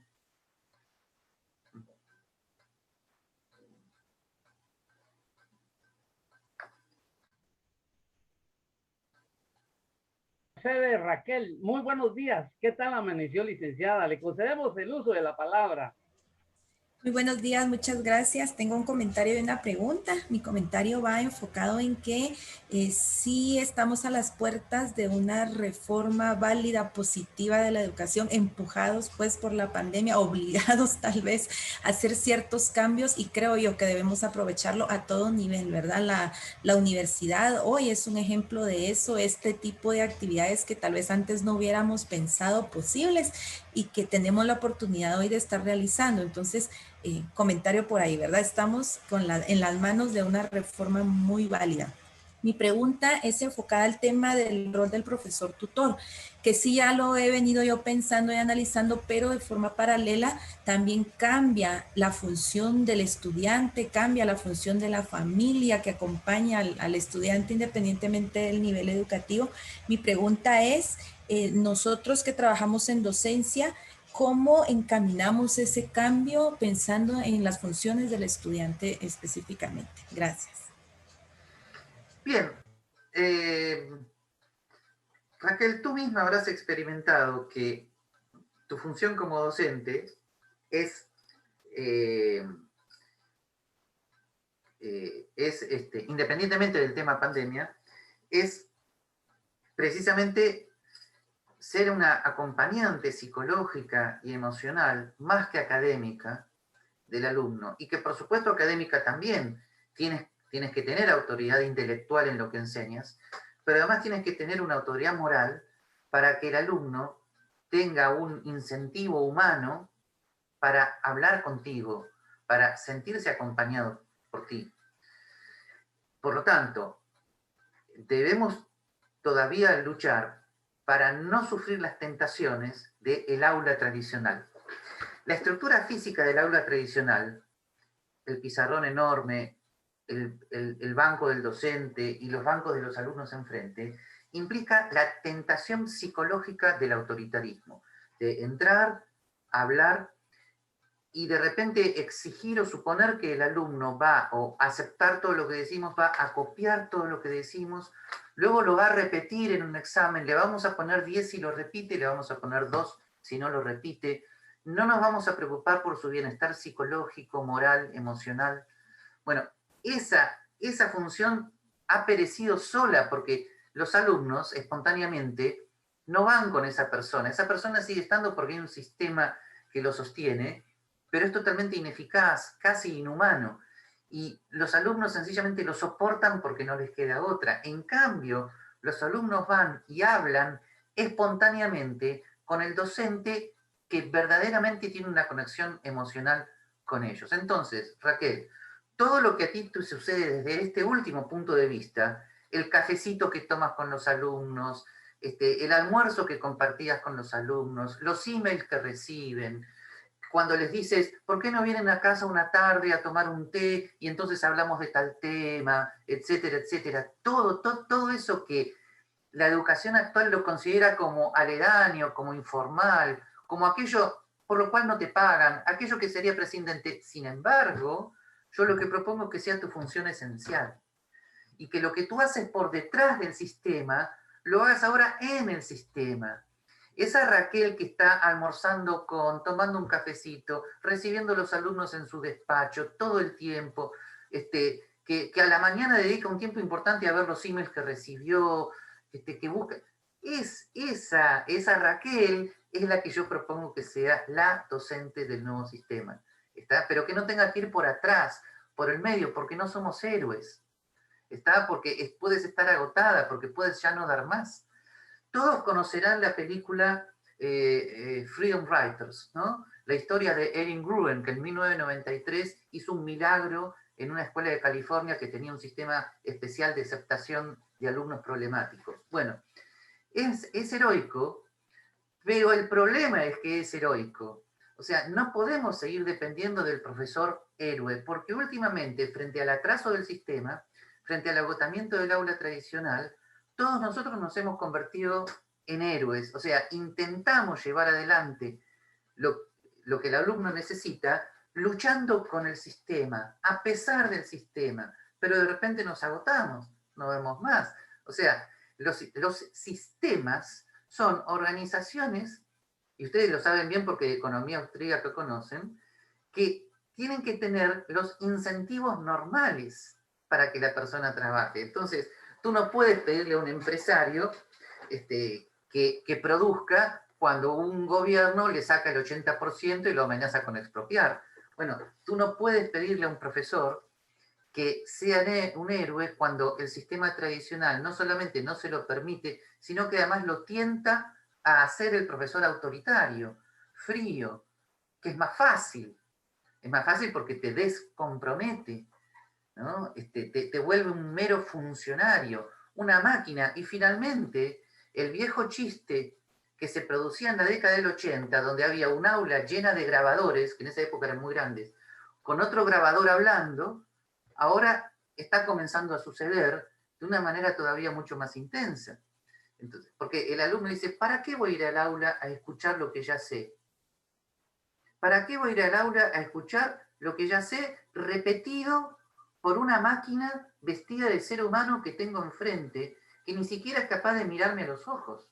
Bueno, entonces, Raquel, si eres la profesora que sospecho que eres, si eres la profesora que está con el alumno, todo lo que estoy proponiendo es que el sistema ahora te facilite, te acompañe ese estar con. Y que esa sea tu misión y que seas bien paga por esta. Te van a decir, eso es una utopía. Bueno, gente, el filósofo tiene que mostrar el norte. Yo no soy Dios. Todos sabrán. Lo que quiero decir es que hay que tomar conciencia de esto. No podemos seguir haciendo todos estos heroísmos por detrás, mientras de repente, sin darnos cuenta, proponemos un sistema ineficiente por delante. Ah, no. Que sea difícil o casi imposible es una cosa. Pero cuidado de no intentar hacer milagros por atrás, al mismo tiempo que proponemos sistemas ineficientes por delante. Eso es lo que yo estoy tratando de que no les ocurra. ¿Está? O sea, si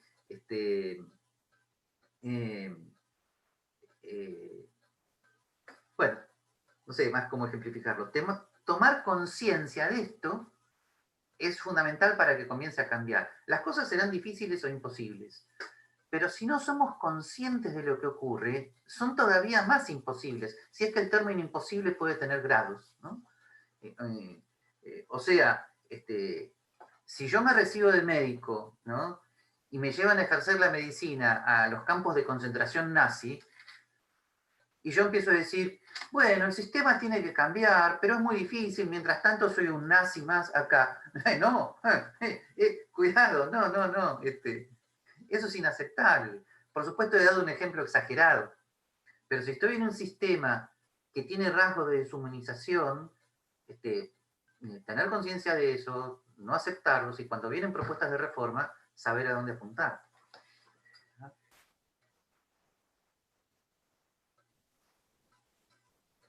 Muchas gracias, doctor Zanotti. Es muy amable. El licenciado Efraín Mejía Pu nos ha solicitado el uso de la palabra. Licenciado Efraín, tiene usted el tiempo para dirigirse a toda la concurrencia con su inquietud. Muchas gracias, licenciado Cardona. Un honor y un privilegio saludar al doctor Gabriel Zanotti. Gracias por la oportunidad. Pues verdaderamente, en principio quiero hacer un comentario, posteriormente una interrogante.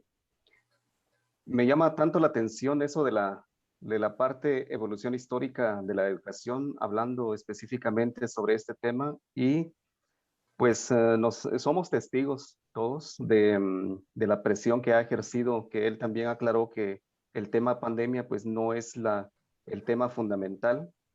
Sin embargo, pues nos ha dado una parte experimental de la situación del avance tecnológico, hablando en sí de esta materia. Entonces me doy cuenta de la situación, y hablábamos el día de ayer con una compañera, ¿verdad?, acerca de esto, de la evolución para nosotros, ¿verdad? En este sentido, como que fue una situación alarmante, pero si podemos nosotros hacer una estratificación, nos damos cuenta que hay países durante la situación histórica, de acuerdo a su condición política, pues han tenido esos avances y esos escalones o los eslabones con respecto al tiempo. Sin embargo, hablando de Guatemala específicamente, pues para nosotros fue una sorpresa, fue un boom, ¿verdad? Entonces, en donde nosotros tuvimos que adaptarnos. El tema no es exactamente la pandemia, pero nos ha dado esta parte experimental para poder conocer. Ahora bien, hablábamos del sistema. Quiero tal vez enfatizar la parte epistemológica de la educación que nosotros hemos conocido. Por ejemplo, cuando una persona se está formando, valga la palabra, en la formación inicial docente, tenemos toda esa idea, esa gama del conocimiento de poder hacer educación. Sin embargo, cuando ya somos parte de un sistema, llegamos a la opresión, en donde hay auditorías, hay un sinfín de situaciones que nos exigen, y se pierde esa parte, ¿verdad? Hay un desfase, o se corta una idea que viene un nuevo docente, un nuevo maestro, y se pierde esa parte.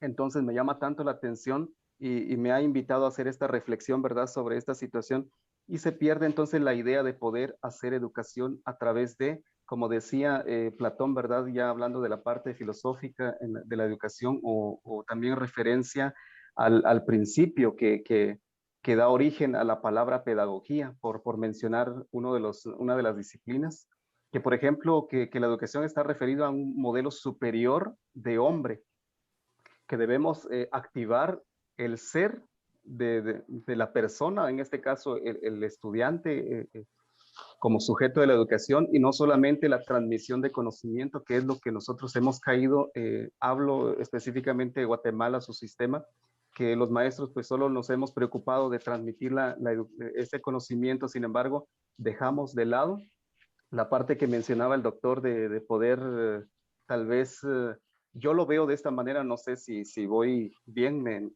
me ayuda el doctor posteriormente, que por ejemplo, antes hablábamos del origen de la pedagogía, por ejemplo, cuando se daban las tutorías o las institutrices que iban a las casas, pero ahora lo vemos de una forma, quizá podríamos tomarlo de una forma más evolucionada y mejorada, podríamos decir, ya con estas herramientas tecnológicas que nos pueden apoyar para ir a dar acompañamiento a este estudiante en casa.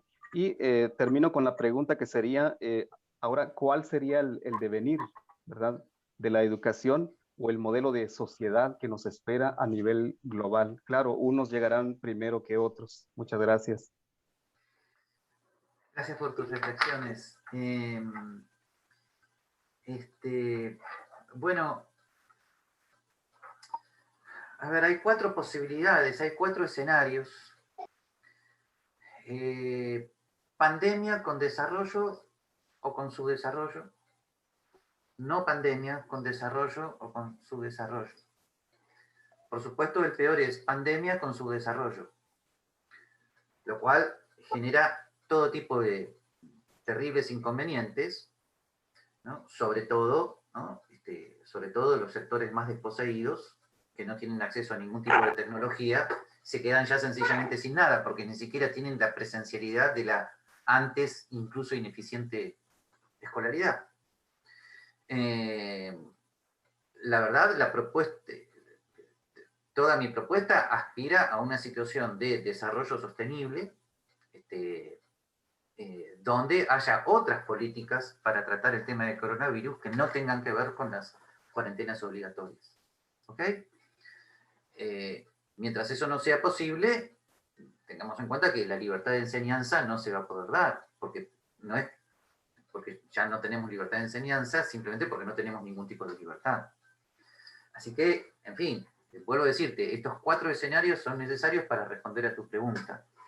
Si tuviéramos una situación de estabilidad política, desarrollo sostenible, sin cuarentenas obligatorias y con otras políticas sanitarias para tratar el tema de este virus o el que sea, entonces te hago una predicción muy sencilla. Entonces, el sistema que te estoy proponiendo de profesor-tutor, etcétera, etcétera, se va a ir imponiendo solo, lentamente, a veces más rápido, a veces más lento, pero finalmente va a terminar imponiéndose solo como ya sucede. Como ya sucede en muchos ámbitos, pero no se quiere ver. Está el sobrino que tienes, que de repente es contratado por el sector computacional de una empresa multinacional que perdió su tiempo en el secundario, que nunca siguió ninguna carrera tradicional. Es eso. ¿Okay? Así que todo el sistema tradicional que se queda en la nada frente a la nueva revolución educativa y tecnológica, o va a caer por sí mismo, si hay libertad de enseñanza, va a caer por sí mismo. Si no la hay, va a ser sostenida por la cohesión, por el Estado, y va a ser todavía mucho más dramática su caída, ¿no?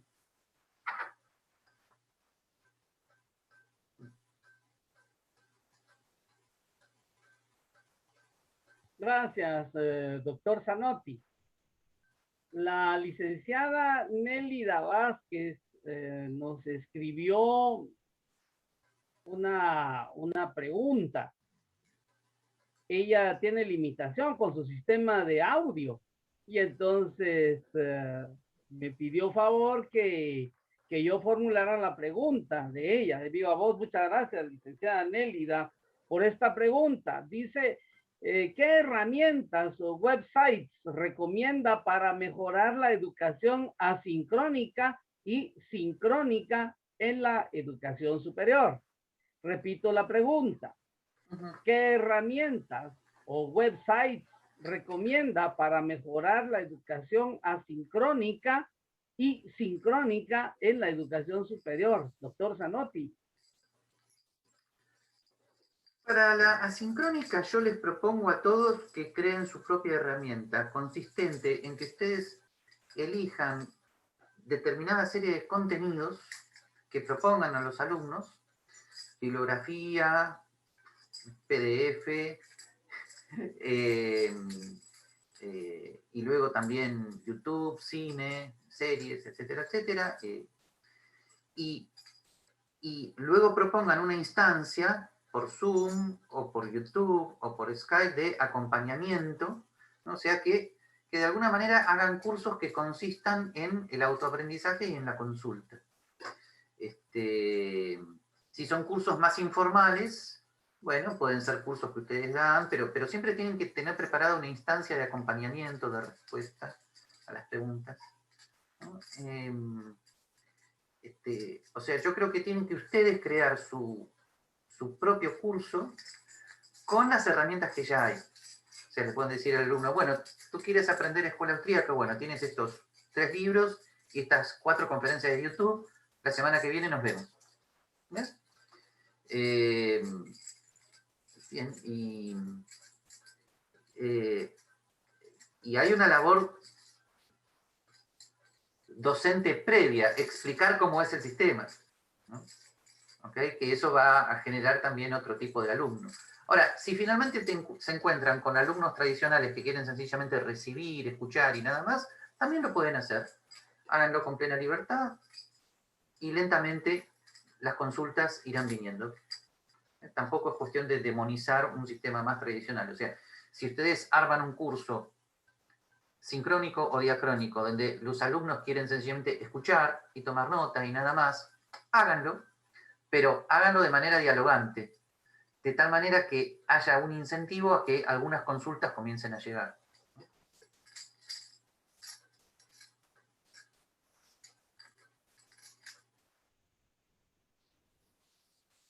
El licenciado Luisito Rojas, desde la Perla Escondida, Cuilco.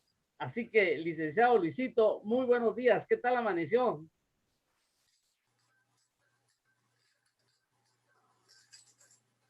¿Qué tal, Lick? Mucho gusto. Buenas tardes. Saludarles.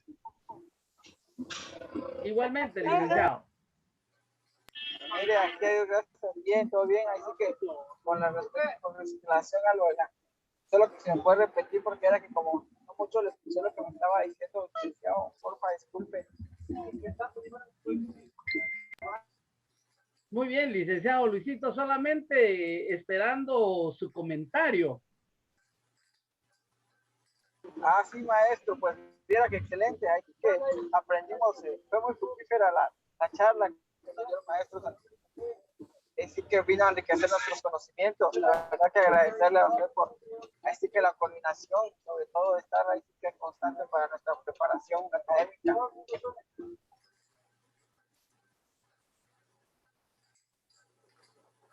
Edwin, hubo una pregunta recién que no he captado, me parece. Lo que hizo el licenciado Luisito fue agradecerle, doctor Zanotti. ¿Hubo algún problema ahí en nuestro sistema de comunicación? Okay. Disculpe usted, doctor, que no tengamos los sofisticados y rápidos sistemas que sí se tienen en la Argentina. Nosotros aquí también tenemos algunas limitaciones. Edwin, la Argentina es un desastre. Hay un solo lugar que tiene algunos sistemas sofisticados, que son algunos pocos lugares de la ciudad de Buenos Aires. Lo demás es un desierto subdesarrollado. Eso es la Argentina. Así que es así de trágico. Entonces, doctor, vamos a seguir usted y yo compitiendo por ver quién gana el primer lugar en subdesarrollo, si la Argentina o Guatemala. Seguimos en esa competencia. Seguimos en la competencia, exactamente. Muy bien. Licenciada Y creo Claudia que Escobar. si esa es la competencia, nosotros vamos a ganar. Claro, como somos argentinos, vamos a ser los mejores subdesarrollados del mundo. Creo que esa la ganamos fácil, ¿eh? Sí, sí, sí. En fin. Muchas gracias, doctor Zanotti. Licenciada Claudia Escobedo, quisiera dejarle a usted el uso de la palabra. Licenciada, buenos días. ¿Qué tal, maestro? Buen día. Doctor Gabriel Zanotti, un gusto saludarle. La verdad que es una temática muy interesante todo esto, ¿verdad? De las nuevas tecnologías y cómo esto ha influido en la educación. Cómo a través del tiempo se va evidenciando todo este proceso, ¿verdad? Que todo es un proceso. Y pues, como comentaron algunos compañeros, en menos de un año todo cambió pues rotundamente. Tuvimos que implementar aún más esa tecnología. Tuvimos que tener y desarrollar esas habilidades, ¿verdad? Algunos compañeros acá han manifestado pues que no son amantes de la tecnología. Algunos dicen que les cuesta aprender, pero al menos durante estas sesiones de aprendizaje que hemos tenido con el maestro Edwin, pues nos ha dado algunas pautas, ¿verdad? Para poder irnos desarrollando en este campo, en este ámbito educacional que tenemos. Entonces, de ahí, pues, nos hemos dado cuenta. Ha sido un tiempo, pues, que muy corto en el que hemos tenido que aprender a desarrollarnos. Únicamente, gracias. De todos modos, dada tu pregunta, yo vuelvo a... esperen 3 segundos. Les quiero mostrar de vuelta las 2 primeras fotos con las que comenzamos. Fíjense. Olvidémonos, si podemos, hagamos un esfuerzo de olvidarnos de la situación de emergencia de la pandemia. Fíjense estas 2 fotos. En la segunda foto, en la de abajo, ahí preguntémonos, ¿dónde está la tecnología? La tecnología, en esa segunda foto, esa profesora con los 2 alumnos, es una cosa totalmente secundaria, está en las instancias previas. O sea, ellos 3 habrán tenido su computadora, su YouTube, los alumnos en ese momento ya están viniendo, pero fíjense en esa actitud. Ahí está el factor humano. Ese no es un factor tecnológico. El problema de la pandemia es que imposibilita este factor humano. Por lo tanto, espero, ¿no?, que los que hablan de una situación de emergencia hablen en serio de una situación de emergencia. Si la convierten en lo permanente, no hay reforma educativa que valga.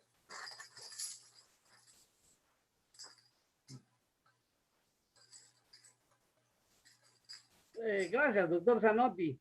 Quisiera concederle la palabra a la maestra Araceli, docente también y miembro del equipo de facilitación de nuestra maestría. Muchas gracias, licenciada Araceli, por aceptar nuestra invitación y por honrarnos con su presencia. Tiene usted la palabra. Buenos días, licenciada. ¿Cómo amaneció? Muy buenos días, maestro. Por la gracia de Dios, sin novedad. Felicitarle por esta actividad, porque entre más escuchamos, más aprendemos, maestro. Así es que felicitaciones al doctor Zanetti, una cátedra que nos dio. Muchísimas gracias por vernos invitados. Muchas gracias, maestra Araceli. Es usted muy fina. Muchas gracias, doctor Zanotti. No sé si alguien más quiere tomar la palabra. De lo contrario, debido a la premura del tiempo y que todo esto ha sido tan rápido, hay un dicho en latín que dice tempus fugit memento mori.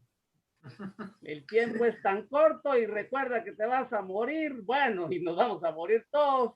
Bueno, aprovechemos al máximo nuestra vida y con vigor. Entonces, si alguien tiene alguna inquietud, pues puede activar su sistema de sonido, su cámara y pues tomar la palabra. Vamos a dar unos segunditos y en caso de que no tengamos ningún requerimiento, entonces vamos a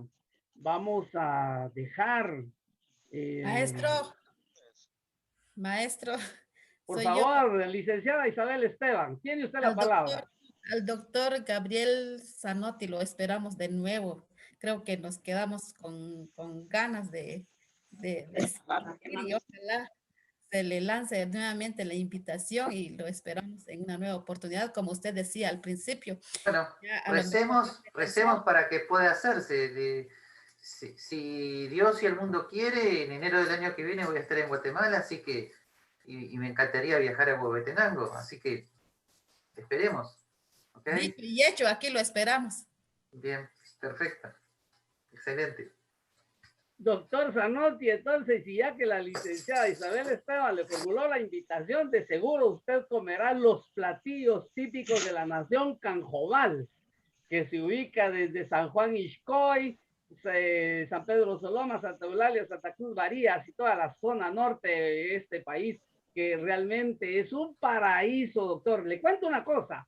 Dios creó los cielos y la tierra, creó el paraíso, el ser humano desobedeció, Dios decidió poner ángeles para cuidar ese paraíso, pero sabiendo que el ser humano es muy tremendo y pícaro, dijo, no, mejor me llevo el paraíso a los cielos, y lo subió. Y cuando iba hasta allá en lo alto, un pedazo de ese paraíso se cayó. Y ese paraíso, ese pedazo se llama Huehuetenango, doctor Zanotti. Así que bienvenido a este paraíso. Yo me encargo de hacer la comida. No lo dudo, muy bien. Bueno, doctor, total de que... Cualquier cosa, si los alimentos típicos fallan, yo con pollo campero me conformo. Más pollo campero que la comida típica. Ah, bueno. Pues... el pollo campero también es típico de Guatemala. Pues, doctor Zanotti, estos no son desafíos, estos son retos los que se le están planteando a usted para venir aquí a Huehuetenango otra vez.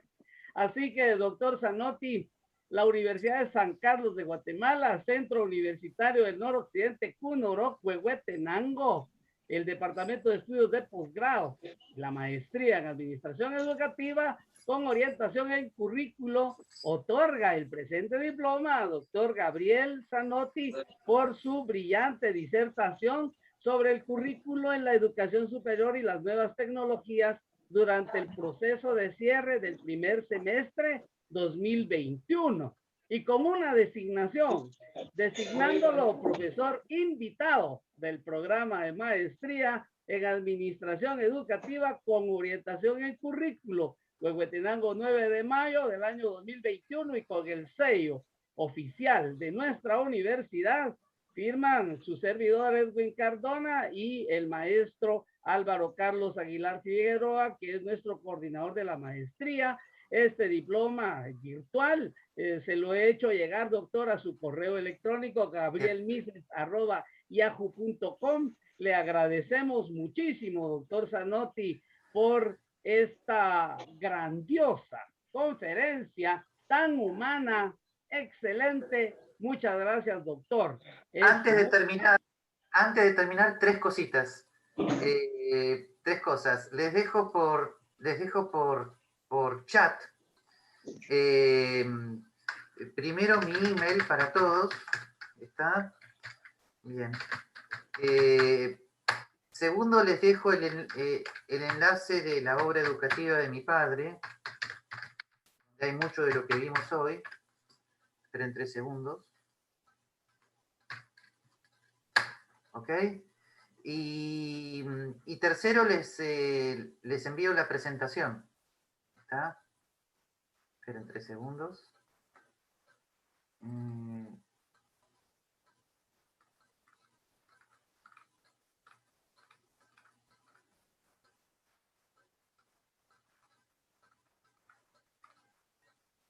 Bueno, ahora no la encuentro.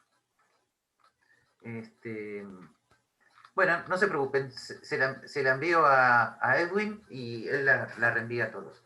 Bueno, gracias de vuelta. Un gusto haber estado con ustedes. Muchas gracias, doctor Zanotti. Y de seguro, pues tenemos que despedirlo con un fuerte, caluroso aplauso. Si son tan amables de conectar sus cámaras, pues sería mucho mejor, porque de esa manera el doctor Zanotti verá la luz de todos los miembros de nuestra maestría, todos los participantes, y un fuerte y caluroso aplauso para el doctor Gabriel Zanotti. Grandioso, grandioso, y buenas tardes para todos. Ahora solamente nos quedamos ya los miembros de esta maestría, solamente para unas indicaciones finales sobre nuestro proyecto final de semestre. Así que felicitaciones para todos.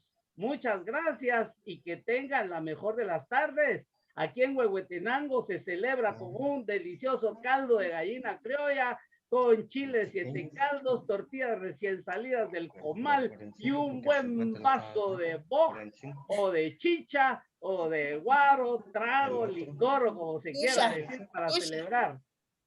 El otro a 70 y el otro a 100. Ok, muchas gracias para todos. Buenas tardes. Gracias, doctor Zanotti. Muchas felicidades. Agradecidísimo, agradecidísimo. Muchas gracias. Que Dios lo bendiga. Menos de 40, ¿no?